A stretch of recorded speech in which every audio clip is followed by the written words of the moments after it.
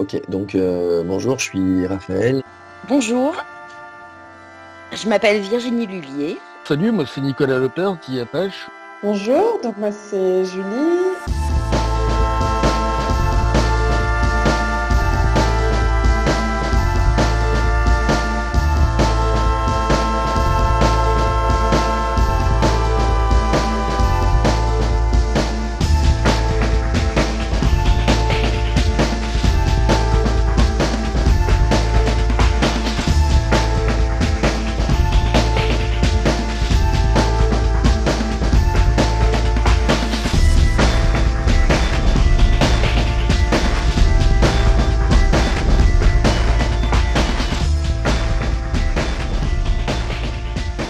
On est parti effectivement en confinement à partir du 16 mars. Je m'y attendais beaucoup. Je m'étais pas vraiment préparée. C'est pas si dérangeant que ça, on va dire, pour soi. C'est qu'on peut réfléchir, on peut, on va dire, se projeter. Et ça, c'est vraiment un avantage. C'est peut-être de prendre plus de temps pour moi et pour les autres, mais prendre du temps pour moi d'une façon vraiment utile. C'est pas désagréable du tout. Je pense qu'il y a moins de fuite en avant, on est moins axé sur ce temps, le temps, j'ai envie de dire le temps hors horloge, le temps, le temps qui compte, le temps qui court, le temps qui avance. Après, c'est bien parce qu'on peut prendre soin de soi aussi. Je trouve qu'il y a un côté apaisant, il y a un côté calme. Après, moi, je pourrais pas dire si je le vis bien ou mal, parce qu'en fait, il y a de deux. Il y a eu plus un effet de surprise. Et je me suis dit, mais c'est incroyable ce truc de merde, quoi. Autant depuis 20 ans, je vois pas mal de choses, mais j'avais jamais vu un virus agir aussi rapidement, quoi. Je pense que depuis des années, je pense ne jamais avoir été confronté à ce genre de situation. Tu peux penser à qu'est-ce qui va se passer après. Bon, des fois, c'est un peu déprimant, vu la situation actuelle. Puis surtout, comment organiser son travail.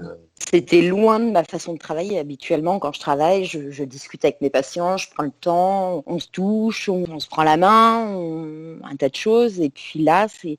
À l'obligation de travailler sur un bout de trottoir à 1 mètre d'une personne, du coup ça aide pas au lien.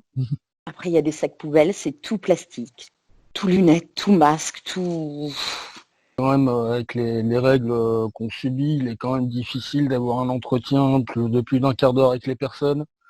Ouais, ça a été très triste et inquiétant. Je suis dans une période où je rassure des gens alors que moi-même je le suis peut-être pas. Comment je vais faire pour vivre? Parce que tous les artistes là en ce moment, comment ils font? Ils font pas quoi, ils galèrent, ils demandent de l'argent. Je suis assez mal à l'aise par rapport à plein de gens qui crèvent qui crèvent la galère, quoi. Parce que c'est des gens qui sont en règle générale incompris et laissés beaucoup de côté par le politique. Après, c'est des questions que pas tout le monde va se poser, mais qu'en tout cas moi je me pose, c'est comment je peux aider les gens en difficulté ou si j'ai le temps. Je me vois mal rassurer des gens sur des conditions d'hébergement ou sur des conditions de prise en charge, alors que je sais très bien que derrière ça se passe pas, c'est pas forcément tout rose. Moi, ce que j'ai ressenti la première fois quand je devais travailler dans ce service, honnêtement, je me suis chiée dessus.